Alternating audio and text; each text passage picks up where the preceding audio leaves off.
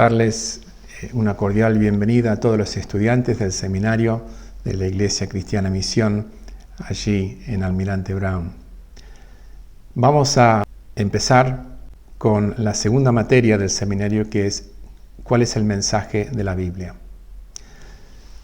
Para esto tenemos que empezar desde el principio de la Biblia y entender la importancia de los primeros libros que tenemos, los primeros 5 libros que se llama el Pentateuco.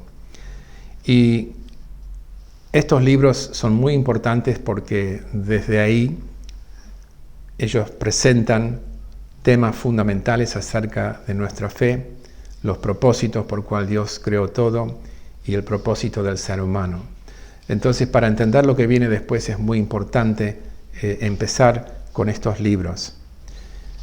Creemos firmemente que el autor del Pentateuco fue Moisés. Hay otras teorías, ¿no? Que el Pentateuco fue escrito en otras épocas, en distintos momentos, los distintos libros, pero hay referencias también en el Nuevo Testamento que nos dice, o incluso Jesús atestigua, que Moisés fue el autor de estos primeros 5 libros. Por ejemplo, en Juan 5:46, Jesús dice, Moisés escribió acerca de mí. Entonces es muy importante entender, quién fue Moisés, ¿no? Y conocemos bien la historia, como él fue llamado en Egipto, fue criado en el palacio del faraón, adoptado por la hija del faraón, y seguramente ahí tuvo una muy buena educación y por eso también pudo escribir estos primeros 5 libros. Pero él recibió un llamado, frente a la zarza ardiente de ir y liberar al pueblo de Israel de su esclavitud del Egipto. Ahora, cuando nosotros leemos libros, es muy importante siempre tomar en cuenta el contexto. Por eso es importante repasar estos temas: quién fue el autor, cuándo fue escrito, para quiénes fue escrito y cuál fue el mensaje principal que ellos querían transmitir en ese momento histórico. Y llegó el momento cuando Moisés tuvo que ir al faraón para pedirle que él podría llevar al pueblo de Israel, podría salir de Egipto para adorar a Dios. Entonces, cuando nosotros, por ejemplo, pensamos en Génesis, ¿cuál fue el propósito de Génesis? Muchas veces los cristianos se entretienen con preguntas como ¿cómo fue creado todo?, ¿no? Y queremos ver o tratar de encontrar en Génesis pruebas por el creacionismo, ¿no? En contra de la evolución o el diseño inteligente. Pero esto no fue el propósito de Moisés.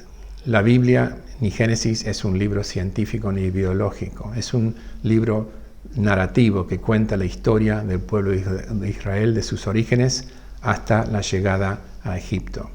Entonces, la gran pregunta que Moisés estaba contestando en los primeros capítulos de Génesis es no cómo, sino para qué, el propósito de la creación.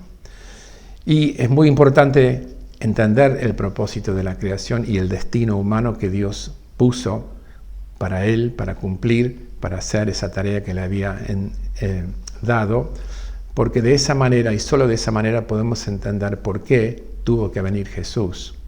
Entonces es a la luz de los primeros libros de la Biblia del Antiguo Testamento que podemos realmente ver cuál fue el propósito y el alcance del Evangelio para nosotros. Entonces, en los primeros capítulos, Dios creó todo, lo creó todo para su gloria, y podemos decir además que Él creó el mundo como un templo, donde las vidas de las personas serían un acto de adoración a Dios en todo lo que hagan. Muchas veces tratamos de limitar adoración a lo que hacemos un domingo, cuando cantamos, ¿no? O estamos en el servicio. Pero si nosotros nos fijamos en lo que dice Romanos 12:1, acá Pablo está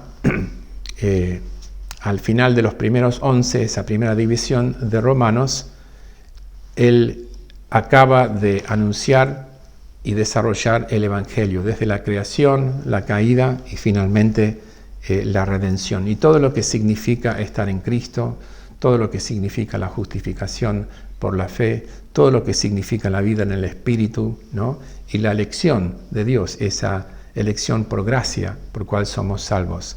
Entonces, ahora en los capítulos 12 al capítulo 16 viene lo práctico, viene la aplicación del Evangelio.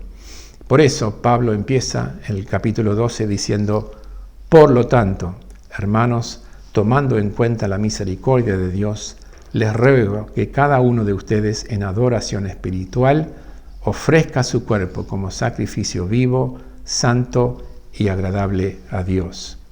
Esto es fundamental para entender, y acá está afirmando Pablo que nuestras vidas son un sacrificio vivos, que significa santo y agradable a Dios. Entonces, este fue el primer motivo por cual Dios creó todo, para su adoración, para la manifestación de su gloria, y que nosotros alabemos a Dios y reflejemos cómo es Dios en todo lo que hacemos. Pero en segundo lugar, Él creó el mundo para que el ser humano, con la tarea que Dios le encomendó, haga del mundo una morada para Dios. Qué fundamental estos dos conceptos. Si lo pudiéramos realmente aplicar en nuestras vidas a diario cuando nos levantamos, que la primera cosa que necesitamos hacer es buscar la presencia de Dios en nuestra vida. Entonces, con estos dos enfoques en mente, podemos proseguir a entender cuál fue la tarea del ser humano y sobre todo enfatizar que solo en Dios el ser humano puede encontrar su máxima felicidad y propósito en la vida. No hay otra manera. Entonces, ¿cuál fue este propósito de la creación por el cual Dios creó al ser humano? Bueno, en primer lugar, tenemos este mandato de dominio o mandato cultural en Génesis 1, 26 al 27. Y estas palabras son importantes para entender que nosotros fuimos creados para llenar la tierra, para poblar la tierra con nuestros hijos y otras personas que reflejan la gloria de Dios. Entonces, dice Génesis 1, 26 a 27, y dijo: hagamos al ser humano a nuestra imagen y semejanza, que tenga dominio sobre los peces del mar y sobre las aves del cielo, sobre los animales domésticos, sobre los animales salvajes y sobre todo los reptiles que se arrastran por el cielo. Dios creó al ser humano a su imagen, lo creó a imagen de Dios, hombre y mujer los creó. Y los bendijo con estas palabras: sean fructíferos y multiplíquense, llenen la tierra y sométanla, dominen a los peces del mar y a los aves del cielo, y a todos los reptiles que se arrastran por el suelo. Entonces Dios le había dado este mandato de dominio. Y es muy importante entender, en primer lugar, que solo los seres humanos son creados a imagen de Dios. ¿Qué significa esto? Significa esencialmente que tenemos la capacidad de estar o vivir en una relación con Dios, una relación de amor, una relación de paz, una relación en cuando nosotros también podemos realizar nuestro potencial viviendo en relación con Dios, en su presencia. Entonces es fundamental esta enseñanza. ¿Y sí, qué significa ser creado a imagen de Dios? Bueno, significa poder reflejar algunos de sus atributos, reflejar en el mundo cómo es Dios. Y entonces, cuando nosotros pensamos en qué significa ser semejanza, bueno, es ser como Dios, ¿no? Pero aquí tenemos que entender una gran verdad. Solo Dios es el creador. Él es el creador y nosotros somos sus criaturas. Siempre tenemos que mantener la distinción entre creador y creación. De esta manera, si bien dice Pedro en su segunda carta, en primer capítulo, que participamos de la naturaleza divina, no significa que somos Dios, sino que tenemos la capacidad de reflejar a Dios en todo lo que hacemos y vivimos. Entonces, con este gran propósito que Dios le encomendó al mundo, al ser humano, le dio esta gran misión de establecer el reino de Dios en la tierra, para que su voluntad se haga en la tierra como se hace en el cielo. Ahora, nosotros sabemos lo que luego pasó en la caída, donde el primer hombre, Adán, desobedeció el mandato de Dios y por eso perdió, ¿no?, su posición, ¿no?, como criatura creado a imagen de Dios santo y justo. Es muy importante entender la caída si vamos a entender la redención. Entonces, el primer punto que tenemos que entender acerca de este relato de la creación es que Adán fue creado como criatura, no como hijo de Dios. Esto es fundamental, entender que hasta el momento que Dios le dio ese mandato, no le había ofrecido a Adán la posibilidad de vida eterna. Para eso tenía que mostrar su lealtad, su fe y confianza en Dios, en su palabra, por obedecer este mandato perfectamente. Lamentablemente no lo hizo y por eso en su rebelión contra Dios hubo una ruptura o varias rupturas en su relación con Dios, con sí mismo, con otros, con la creación y con la cultura. Todo fue afectado por la caída. Por eso hay un lema que nosotros usamos usualmente para explicar el alcance de la misión de Dios, que es tan lejos como se encuentra la maldición. Si la maldición afectó absolutamente todos los aspectos de la vida, no solamente nuestra relación con Dios, pero incluso tuvo su efecto sobre la creación, entonces la salvación que trae Jesús también alcanza a todas las esferas de la vida. Es muy interesante ver cómo esto se manifiesta en el Nuevo Testamento. En la carta de los Hebreos, en el capítulo 2, hay un salmo, el Salmo 8, que el autor de Hebreos aplica a Jesús. Este Salmo 8 habla acerca de la dignidad y la gloria y honradez con cual fue creado el ser humano en el principio. Y el autor aplica este salmo a Jesús. Entonces, Jesús también, es importante, tuvo que venir como el último Adán para deshacer la mala obra del primer Adán y de esa manera no solamente restaurar nuestro espíritu, nuestro alma, como muchas veces se dice cuando se evangeliza, sino que restaurar y salvar a toda la persona. Y cuando Jesús hace esto, entonces restaura nuestra capacidad de servir a Dios y trabajar para extender el reino de Dios en todo el mundo. Y esto lo hacemos no solamente testificando acerca de Jesús, sino también a través de nuestro trabajo, de nuestra vocación, de nuestras relaciones interpersonales y también a través de toda nuestra actividad cultural. Pero también recupera nuestra visión de que somos mayordomos de la creación. Fuimos creados como responsables para cuidar la creación y de esta manera somos reyes y sacerdotes al servicio de Dios. Esto es un concepto muy importante. Los reyes en el antiguo cercano oriente, muchos de ellos que estaban sometidos bajo un gran emperador, seguían siendo reyes de sus países, de sus territorios, pero respondían al gran rey, al rey emperador de ese momento. Bueno, nosotros somos reyes, pero nosotros no somos reyes soberanos. Nosotros respondemos siempre al gran rey, quien es Dios. Y por eso es muy importante entender que Jesús, por la salvación, recupera nuestra capacidad y recupera y restaura la imagen de Dios en nosotros. Así lo dice Efesios capítulo 4 y los versículos 22 al 24.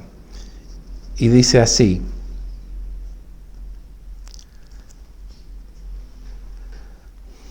con respecto a la vida que antes llevaban, se les enseñó que debían quitarse el ropaje de la vieja naturaleza, la cual está corrompida por los deseos engañosos, ser renovados en la actitud de su mente y ponerse el ropaje de la nueva naturaleza creada a imagen de Dios en verdadera justicia y santidad.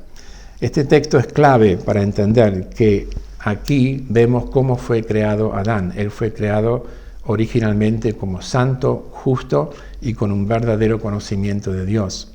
Por eso dice Eclesiastés 7 y versículo 29 que Dios creó al género humano perfecto, pero el hombre buscó otras complicaciones. Se desvió y se rebeló contra el propósito de Dios. Pero Adán tenía la capacidad de obedecer a Dios y buscar realmente estar en una relación íntima de comunión y de amor y paz con Dios.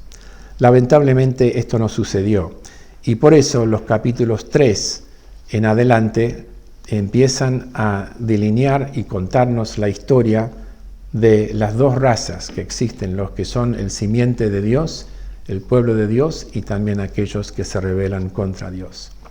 Ahora ya en Génesis 3:15, Dios después de la caída le dio a Adán y Eva la promesa de que Él iba a redimir no solamente el simiente, el pueblo de Dios, sino que iba a restaurar esa relación que se había perdido a través de la caída. Por eso este texto lo llamamos el protoevangelio. Entonces, en definitiva, ya tenemos la promesa de salvación y sabemos que el simiente de la mujer es Cristo. Entonces ya desde los primeros versículos de la Biblia ya podemos ver las promesas de Dios de salvación y de bendición para aquellos que confían plenamente en Jesús para su salvación. Ahora los capítulos 4 y 5 de Génesis nos dan la historia de aquellos que eran descendientes de Caín, que vivieron en esa rebelión contra Dios y buscaron su propia gloria y enaltecerse a sí mismo, y también el capítulo 5 del linaje de los hijos de Dios, los hijos de Set, hijo de Adán. Entonces es muy importante ver ya que Génesis nos establece el trasfondo de todo lo que va a suceder en la Biblia, lo que sucede hoy en el mundo, ¿no? Que estamos realmente en una lucha contra el mal, contra el enemigo del reino de las tinieblas, pero nosotros tenemos que permanecernos fiel al Señor y buscar primero su reino y su justicia. Entonces el Génesis va diciendo todo lo que sucedió históricamente, cómo se pobló el mundo, y vemos que Dios tuvo que después destruir el mundo por agua, menos a Noé y su familia que él salvó. Y empezó de nuevo con ellos, hizo un pacto con ellos de nunca más destruir el mundo por agua, y que los propósitos de redención se iban a poder establecer en la tierra durante la historia. Esto es muy importante al saber que Dios nunca reniega sobre sus propósitos originales, porque le da el mismo mandato a Noé de multiplicarse, ¿no? Y ser fecundo en la tierra. Entonces, cuando ya estamos estudiando Génesis, en toda la historia, es muy importante ver que hay una división clave, ¿no? Los primeros 11 capítulos nos está presentando cómo empezó todo, qué sucedió, la rebelión del ser humano contra Dios, aunque Dios le dio una creación muy bella y fructífero para disfrutar y para trabajar. Y hasta los capítulos 10, capítulo 11, tenemos la historia de la Torre de Babel, donde ahí el ser humano realmente mostró su arrogancia, su total falta de conocimiento de Dios, y quiso enaltecerse edificando una torre que iba a llegar hasta los cielos. Después de este episodio en cual Dios confunde los idiomas del pueblo, Él elige a una persona que en ese momento, en su vida con su padre, era un idólatra, servía al Dios de la luna, y esa persona era Abraham.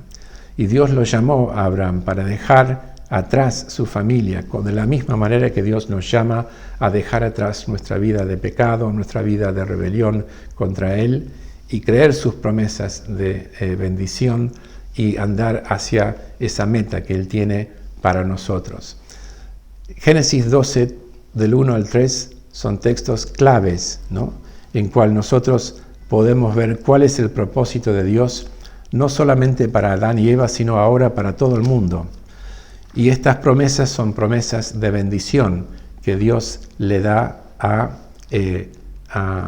Abraham. Así dice el texto de Génesis 12, 1 al 3.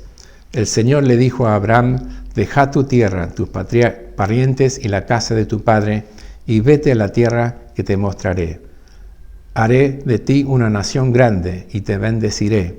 Haré famoso tu nombre y serás una bendición. Bendeciré a los que te bendigan y maldeciré a los que te maldigan. Por medio de ti serán bendecidas todas las familias de la tierra. Entonces Dios llamó a Abraham para ir hacia la meta, que era poseer la tierra prometida. Ahora sabemos que Abraham nunca poseyó esa tierra, pero él fue firme en su convicción de que Dios era fiel en cumplir sus promesas, que iban más allá de la tierra, ¿sí? Muchas veces podemos equivocarnos y leer la Biblia superficialmente, ¿no? Pero detrás de la tierra estaba la promesa de descanso, esta promesa de que ahí es donde nosotros recibimos esa paz, esa bendición, cuando estamos disfrutando del reposo de Dios, viviendo en su presencia y viviendo para su gloria. Ahora, estos 3 versículos, de alguna manera, desde el punto de vista del pacto, que es el pacto de gracia, que es el plan de Dios para redimir su nueva humanidad, son los más importantes de toda la Biblia. Lo que tenemos después de estos 3 versículos es nada menos que el desarrollo de este plan de Dios de bendecir a Abraham y su simiente. ¿Quiénes son los simientes? ¿Quién es el simiente de Abraham? Esencialmente Cristo. Esto lo dice Pablo en la carta a los Gálatas. En el capítulo 3 y el versículo 8, Pablo dice a los Gálatas que Dios anunció de antemano el Evangelio a Abraham.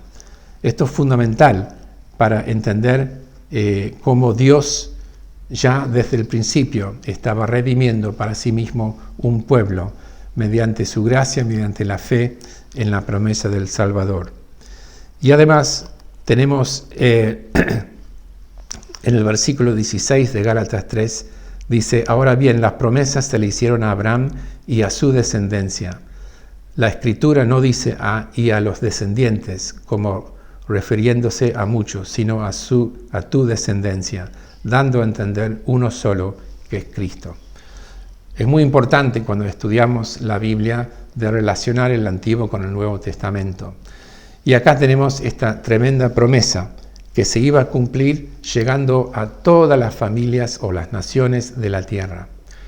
¿Nos hace eco este versículo de algo que leemos en el Nuevo Testamento?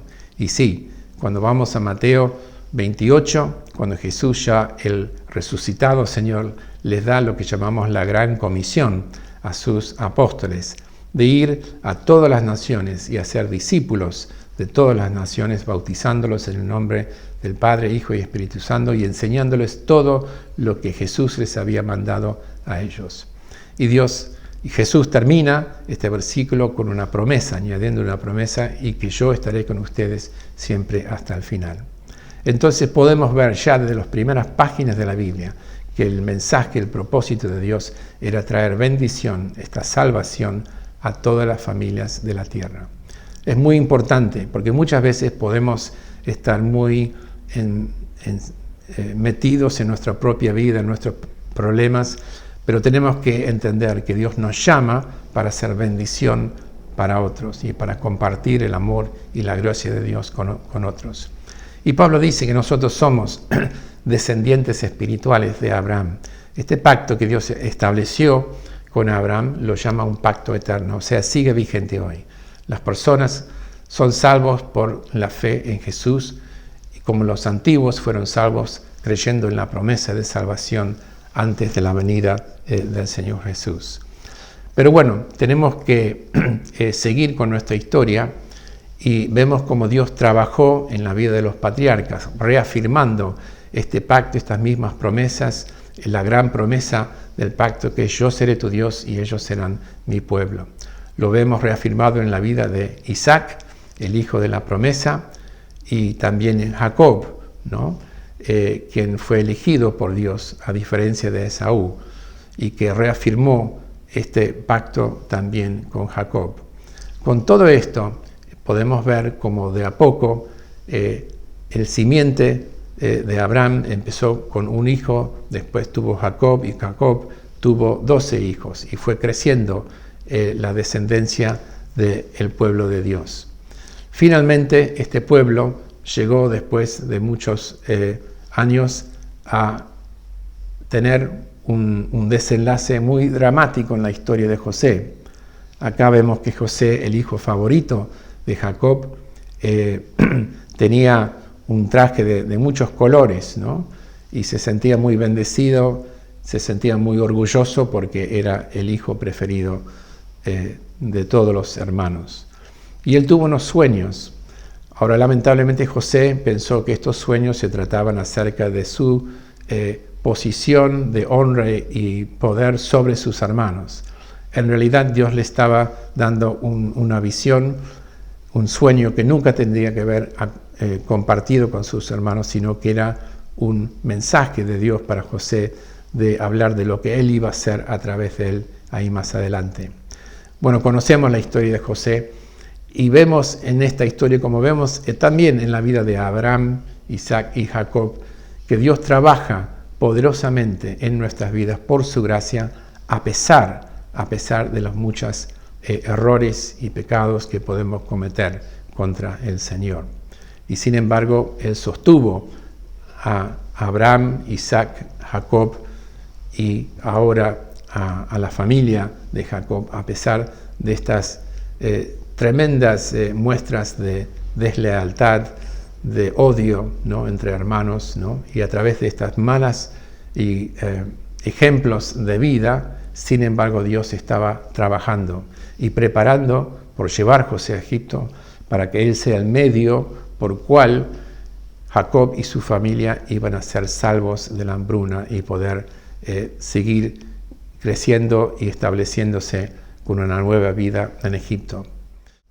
Nosotros sabemos que José actuó con sus dones, no solamente de poder interpretar sueños, sino sus buenos dones de administración para traer seguridad, paz al pueblo de Egipto y también a su familia.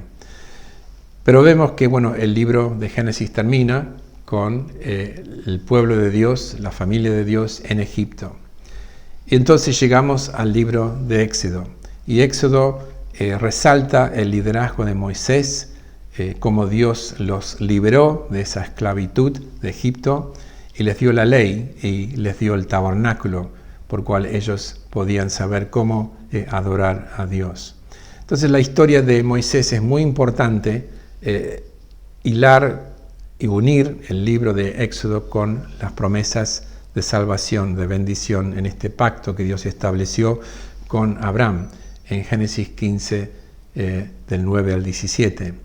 Y leemos en Éxodo 2, 24, que cuando Dios vio el maltrato que su pueblo estaba recibiendo a manos de los egipcios, Él se acordó de su pacto con Abraham. Y a partir de ahí ya empezó a poner en marcha su propósito de liberar a su pueblo. Ahora, obviamente Dios nunca se olvida de nada, pero ya habían pasado unos 400 años desde el momento que Jacob y su familia llegaron y se establecieron en Egipto. Ahora, es muy importante entender que a lo largo de 400 años el pueblo de Dios realmente no conocían a su Dios. Habían asimilado la cultura, habían asimilado la religión de los egipcios. Y hay textos en Ezequiel y en Levítico que nos dicen que los israelitas ofrecían sacrificios a los demonios. Ellos no eran merecedores de la gracia de Dios o que Él los libere de su condición de esclavo. Es más, muchas veces, en muchas ocasiones durante ese peregrinaje hacia la tierra prometida por el desierto, los israelitas se quejaron a Moisés y dijeron: estábamos mucho mejor en Egipto, queremos volver. Pero Dios estaba liderando, estaba guiando su pueblo durante ese peregrinaje, luego de haber recibido una salvación tremenda, una liberación de la esclavitud del faraón y de los egipcios.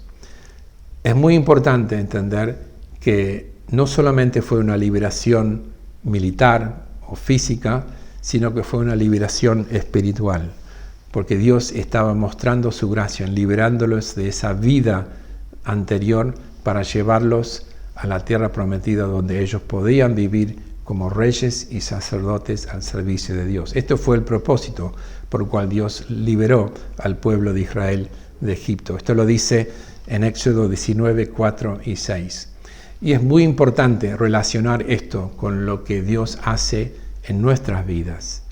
Cuando nosotros somos liberados del dominio del pecado, cuando Cristo nos da esa salvación que recibimos por la fe en Él, entonces tenemos un nuevo corazón, tenemos una nueva meta y somos capacitados, como ya habíamos visto que Cristo restaura lo que perdimos en Adán. Bueno, Él restaura nuestra vida, nos da una nueva naturaleza, nos da un nuevo poder, nuevos afectos, deseos para agradar a Dios, para servirle y para cumplir con ese propósito de extender su reino en el mundo, de hacer del mundo una morada para Dios y vivir en adoración a Dios en todo lo que hacemos.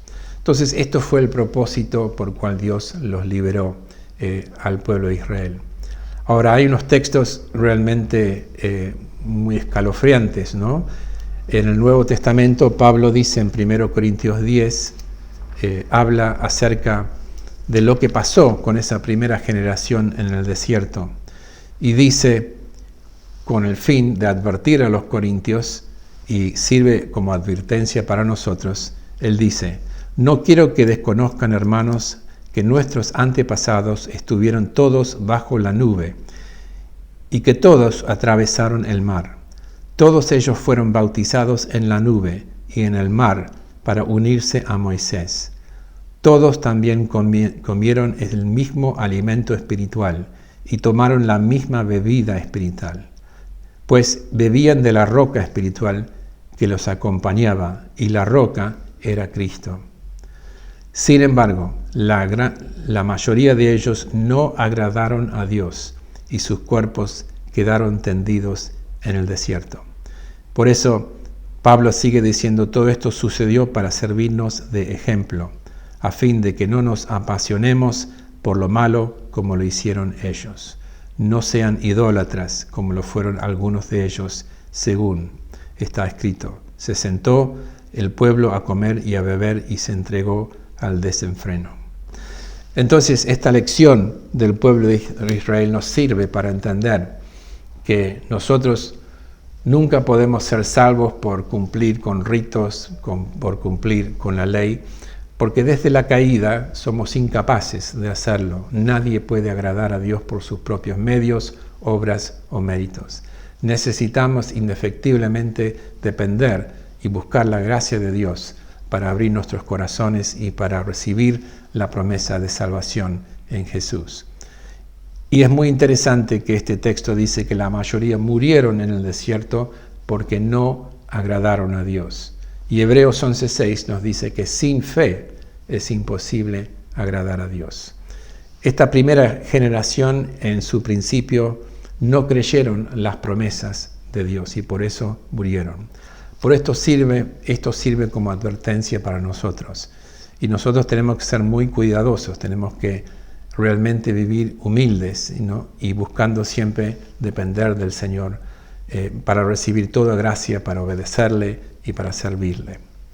Ahora, esta historia del pueblo de Israel también tiene que ver mucho con lo que Dios hace por ellos cuando los establece como nación, ¿no? Ahí en el desierto, les da la ley, esto es lo que llamamos los famosos 10 mandamientos. Pero si nosotros entonces somos salvos por la fe, ¿cuál era el propósito de la ley? Acá muchos creyentes se confunden. Y la ley tenía 3 propósitos. En primer lugar, y de la misma manera que nosotros, cuando somos salvos, después queremos saber, bueno, qué está bien, qué está mal, cómo podemos agradar a Dios, qué debo hacer, qué no debo hacer para vivir bajo su bendición. Bueno, la primera cosa que decimos es que la ley, los 10 mandamientos, muestra la santidad de Dios y cómo debemos acercarnos a Dios y cómo debemos, los últimos 6 mandamientos, relacionarnos con nuestro prójimo.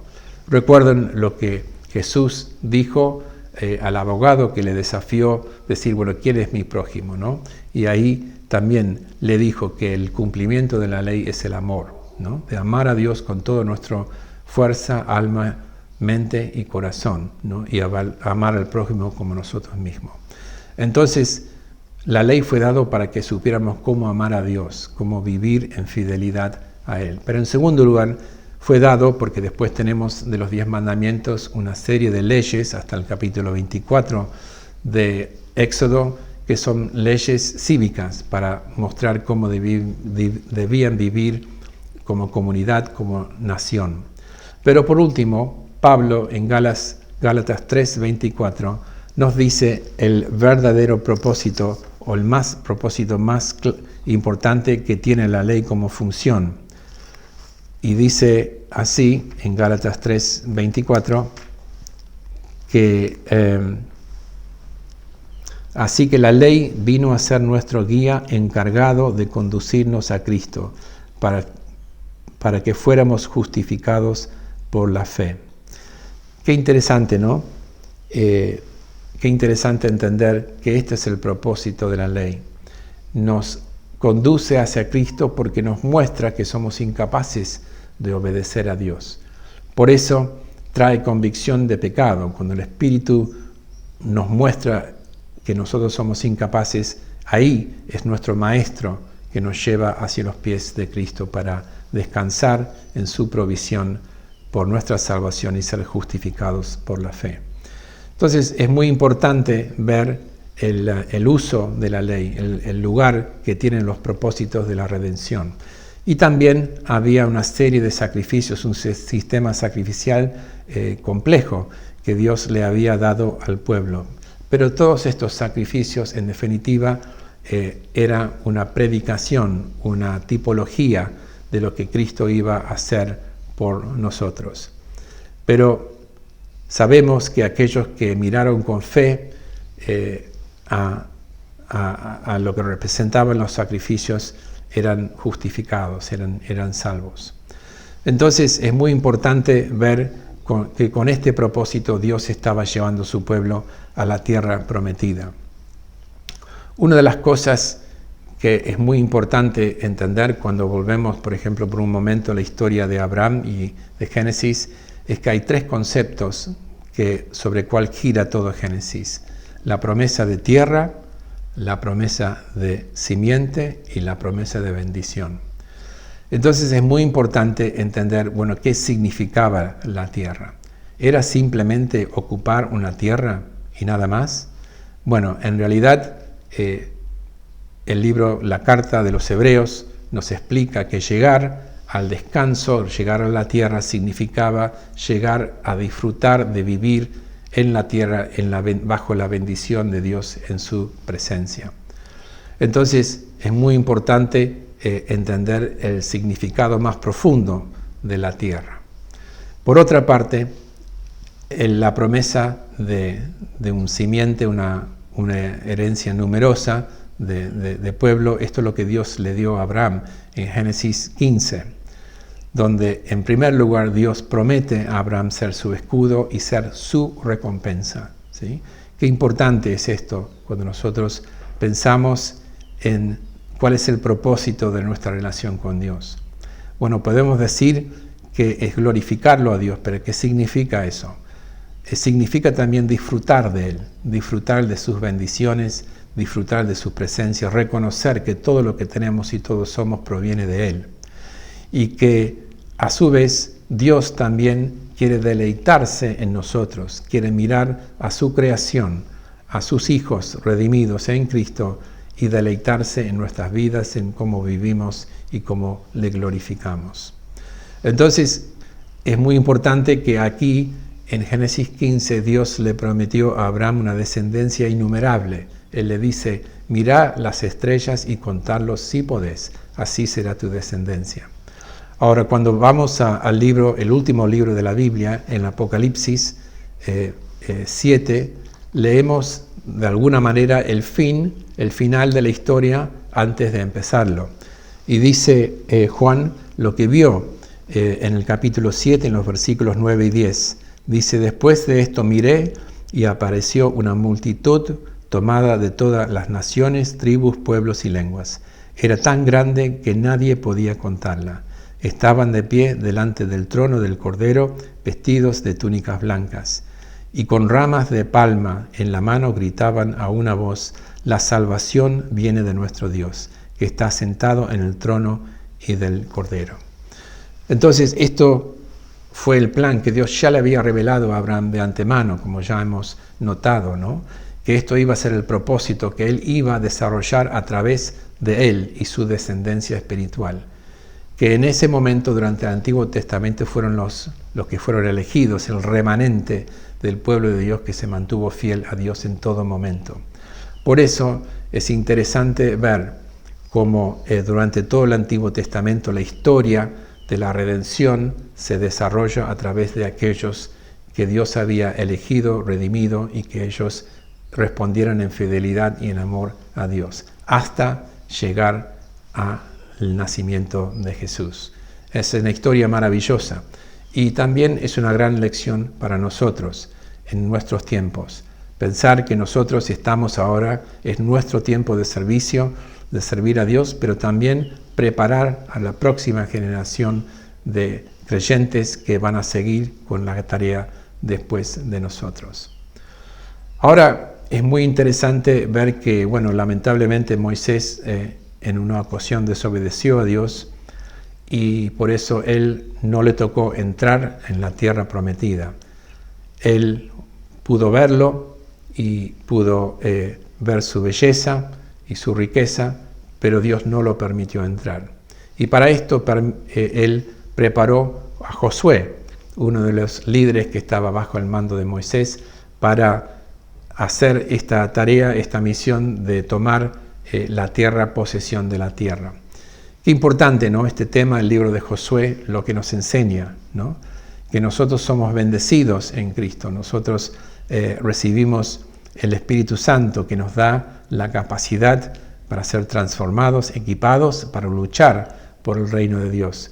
Pero tenemos que tomar posesión de todo lo que Dios pone por delante de nosotros. Y esto es la historia que tenemos en el libro de Josué, ¿no? Como empezó esta campaña militar para tomar posesión de la tierra. Por eso estas primeras palabras del libro de Josué fueron tan importantes para él como lo son para nosotros. Y por eso dice Dios a Josué: sé fuerte y valiente, porque tú harás que este pueblo herede la tierra que les prometí a sus antepasados. Solo te pido que tengas mucho valor y firmeza para obedecer toda la ley que mi siervo Moisés te mandó. No te apartes de ella para nada. Solo así tendrás éxito donde quiera que vayas. Recita siempre el libro de la ley y medita en él de día y de noche. Cumple con cuidado todo lo que él está escrito. Así prosperarás y tendrás éxito. Yo te lo he ordenado, sé fuerte y valiente. No tengas miedo, ni te desanimes, porque el Señor tu Dios te acompañará donde quiera que vayas. Qué importante, ¿no? Pensar que con esta palabra de ánimo, esta palabra también de obedecer los mandatos de Dios y la promesa de que si lo hiciera, viviría bajo la bendición y sería exitoso en todo lo que él tuviera que hacer. Por eso, uno de los mensajes y enseñanzas claves de la vida cristiana es que nosotros no debemos obedecer porque tenemos miedo a Dios, y que no obedecemos para disfrutar de lo que Él tiene propuesto para nosotros, para tomar posesión de esas bendiciones espirituales y ese propósito que Dios tiene preparado para nuestras vidas. Qué importante entender que vivimos en una situación de lucha. Muchas veces luchamos con nosotros mismos, nuestros propios deseos pecaminosos, carnales, pero también tenemos un enemigo que hace frente a nuestro intento y objetivo de avanzar hacia adelante para cumplir con la misión de extender el reino de Dios en todo el mundo. Bueno, el libro de Josué cuenta todas las batallas, todas las campañas que tuvieron que hacer para tomar posesión de la tierra. Ahora, si bien fue exitoso, lo fue exitoso parcialmente y no cumplieron con todo lo que Dios le había dicho de hacer, de erradicar sus enemigos y tomar posesión de toda la tierra. Y aquí esto sirve como una gran lección para nosotros, ¿no? De que tenemos que obedecer todo lo que Dios nos manda y no a medias, ¿no? Porque ¿qué pasó? Luego, una vez que Josué había muerto, llegamos a la época de los libros de los jueces, ¿no? El libro de los jueces, la verdad, es un libro que algunas veces nos puede hacer pensar ¿qué pasó? ¿Qué pasó con el pueblo de Dios? Porque la verdad está lleno de historias donde el pueblo de Dios asimiló los dioses de otros países, donde ellos perdieron el camino, ¿no? Y perdieron de vista la ley de Dios, ¿no? Y por eso Dios tuvo que darles una serie de jueces para guiar al pueblo de Israel, ¿no? En su intento de vivir como su pueblo en la tierra. Lamentablemente muchos de estos jueces tampoco no fueron muy eficaces en su tarea. Entonces, la verdad que tenemos que tomar mucho, podemos decir, bueno, ¿de qué sirve el libro de Josué para nosotros? Bueno, en primer lugar sirve como una advertencia de no estar apartados de Dios, apartados de su palabra. Y es importante entonces entender que nosotros necesitamos siempre resistir la tentación de obedecer o agradar a otros dioses, y la única manera que podemos seguir de pie como pueblo de Dios es estudiar su palabra, realmente estar empapados con el mensaje de su palabra, que nos da promesas de bendición, nos da promesas, nos guía, pero también nos advierte en lo que está mal, en lo que desagrada a Dios. Entonces es nuestro guía, ¿no? Como dice el Salmo 119, 105, es luz para nuestro andar y guía para toda nuestra vida. Entonces acá llegamos al momento cuando Israel se había apartado, era ya un pueblo idólatra y no servían a Dios de todo corazón. Esto realmente es clave para nosotros entender que somos llamados a amar a Dios de todo corazón. No podemos vivir con un corazón dividido. Vamos a hacer una cierre a esta primera clase y vamos a hacer una conclusión sobre hasta dónde llegamos aquí en el libro de Jueces, ¿no? Y hay algunos temas centrales en Jueces de cual tenemos que realmente tomar nota para nuestra vida. En primer lugar, advertir que la desobediencia de los líderes durante la época de los jueces trajo consecuencias desastrosas para Israel. Esto realmente es una lección muy fuerte, ¿no? Pero es una en cual nosotros también debemos reparar.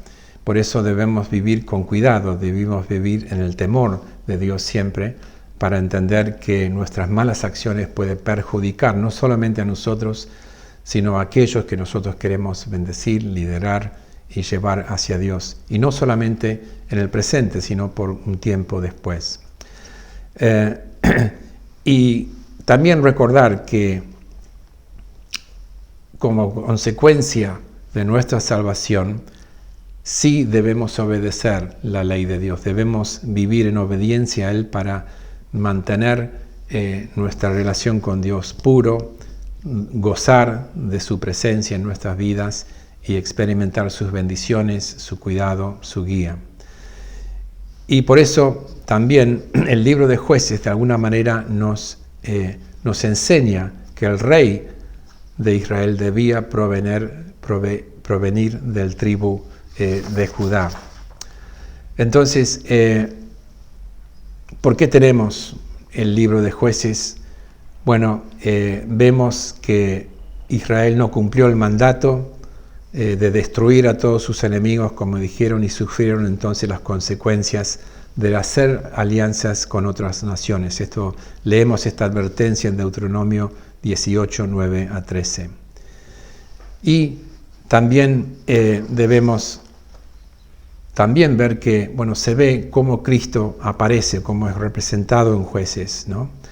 El énfasis del libro de Jueces es en la necesidad de un reinado justo, pero que surge del linaje de David. Y esto señala el gran hijo de David, que es Jesucristo. Jesús era de la familia de David y heredero por derecho del trono de David. Y Dios resucitó a Cristo de entre los muertos y lo sentó en el trono celestial para que sea nuestro Rey. Por último, hay 6 enseñanzas claves que debemos rescatar del libro de Josué. En primer lugar, Dios ofrece su gracia de manera incansable a personas que no se lo merecen, que ni lo buscan o ni siquiera lo aprecian después de haber sido salvadas por ello.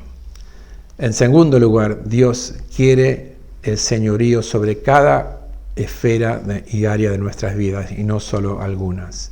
Por eso siempre debemos estar luchando en contra del pecado en nuestras vidas y buscando la gracia de Dios siempre para todas nuestras necesidades. Vemos también que existe una tensión a través del relato de Jueces, una tensión entre la gracia y la ley. Es muy importante entender que durante el Antiguo Testamento Dios se acercó y se reveló como el Dios de gracia para aquellos que Él salvó. Y nosotros necesitamos ver que por una parte Dios nos ama incondicionalmente, pero nosotros también tenemos una responsabilidad de vivir en amor y en obediencia a Dios. Y también de la misma manera que sucedió con el pueblo de Dios, cuando nosotros pecamos, necesitamos una renovación espiritual aquí en la tierra, ¿no? Y esto lo necesitamos para que los propósitos de Dios se encarnen en nuestras vidas. Y por último, necesitamos un verdadero Salvador, quien es Jesucristo. Y cuando nosotros acudimos al Señor Jesús, vemos que Él después reina sobre todos los aspectos de la vida. Dios es soberano, ¿no? Y a pesar del mal ejemplo de los israelitas en el libro de Jueces, Dios reinó a través de todo ese tiempo de rebelión y de desorientación del pueblo de Dios y siguió manteniendo a su remanente fiel a Él y de esta manera pudo seguir trabajando para desarrollar sus grandes propósitos de redención que finalmente se cumplen en Jesucristo.